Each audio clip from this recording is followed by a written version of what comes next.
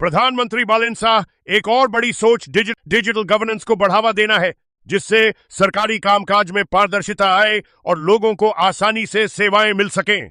इससे भ्रष्टाचार कम करने और प्रशासन को तेज बनाने में मदद मिल सकती है।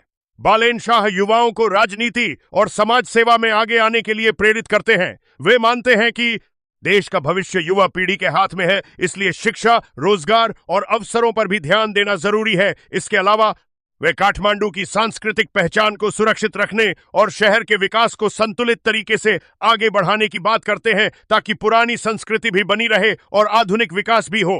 कुल मिलाकर बालेन शाह का उद्देश्य एक ऐसा शहर और समाज बनाना है जहां साफ सफाई, ईमानदारी, आधुनिक तकनीक और युवा शक्ति का सही उपयोग हो सके। उनके कार्यों और योजनाओं का लक्ष्य नेपाल की राजधानी को एक बेहतर, स्मार्ट और उदाहरण बनने योग्य शहर बनाना है।